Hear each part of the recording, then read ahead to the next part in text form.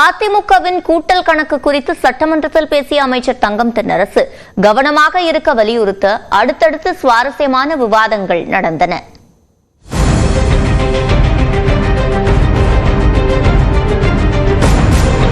உங்கள் மடியிலே இருக்கக்கூடிய கணத்தை பறித்துக் கொள்ள நினைப்பவரிடமிருந்தும் நீங்கள் அனைவரும் சற்று கவனமாக இருக்க வேண்டும் என்பதை பட்ஜெட் கணக்கை சரியா செயல்படுத்துங்க.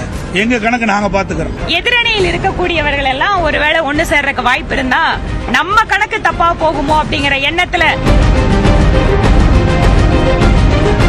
தமிழ்நாடு நிதிநிலை அறிக்கை மீதான விவாதத்தின் போது பேசிய அதிமுக உறுப்பினர் தங்கமணி மடிக்கணினி வழங்குவதற்காக ஒதுக்கப்பட்ட நிதி குறித்து கேள்விகளை எழுப்பினார்.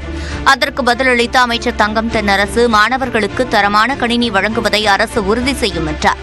மேலும் இது தொடர்பான கணக்கில் சற்று கவனக்குறைவாக இருந்தது போல அல்லாமல் தங்கள் மடியில் இருக்கும் கணத்தையும் கவனமாக எதிர்கொள்ள வேண்டும் என்று அதிமுகவினருக்கு அறிவுறுத்தினார். சாணக்கிய தந்திரத்தோடு இந்த கணக்குகளை சிலர் எங்கோ உட்கார்ந்து போட்டுக் கொண்டிருக்கிறார்கள். நான் அண்ணன் அவர்களுக்கு கேட்டுக்கொள்வேன், இந்த மடிக்கணினி விவகாரத்தில் சற்று கவனக்குறைவாக நீங்கள் இருந்து விட்டதைப் போல உங்கள் மடியிலே இருக்கக்கூடிய கணத்தை பறித்துக் கொள்ள நினைப்பவரிடமிருந்தும் நீங்கள் அனைவரும் சற்று கவனமாக இருக்க வேண்டும் என்பதை நான் உங்கள் மீது இருக்கக்கூடிய உரிமை அன்பின் காரணமாக இங்கே கேட்டுக்கொள்ள விரும்புகிறேன். தனது பேச்சை கேட்டு பாஜக உறுப்பினர் வானதி சிரித்துக் கொண்டிருந்ததை குறிப்பிட்டு அமைச்சர் பேசியது சிரிப்பலையை ஏற்படுத்தியது. நீங்கள் கூட்டல் கணக்கை இங்கே அண்ணன் தங்கமணி அவர்கள் இங்கே போட்டுக் கொண்டிருக்கிறீர்கள். ஆனால் உங்களுடைய கூட்டல் கழித்தல் கணக்கை எல்லாம் வேறு ஒரு இடத்திலே உட்கார்ந்து இன்னொருவர்கள் போட்டுக் கொண்டிருக்கிறார் என்பதை நீங்கள் மறந்துவிடக்கூடாது. நம்முடைய மாண்புமிகு உறுப்பினர் திருமதி வானதி சீனிவாசன் அவர்கள் மிகுந்த மகிழ்ச்சியோடு சிரிக்கிறார்கள்.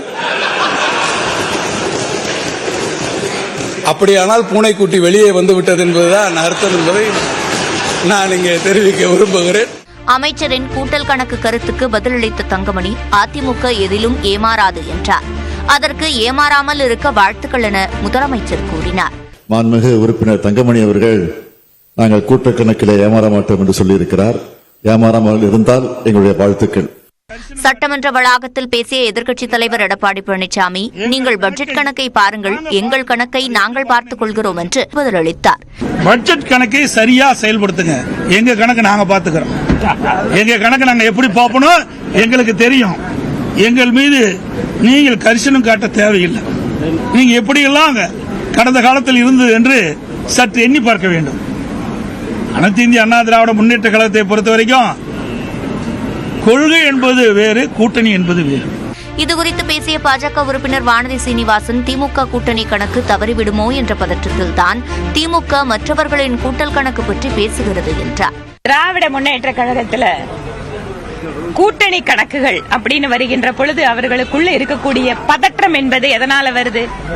எதிரணியில் இருக்கக்கூடியவர்கள் எல்லாம் ஒருவேளை ஒண்ணு சேர்றதுக்கு வாய்ப்பு இருந்தா நம்ம கணக்கு தப்பா போகுமோ அப்படிங்கிற எண்ணத்துல அவங்க மத்தவங்களோட கணக்கு பத்தி இப்ப அதிகமா கவலைப்பட்டு இருக்காங்க.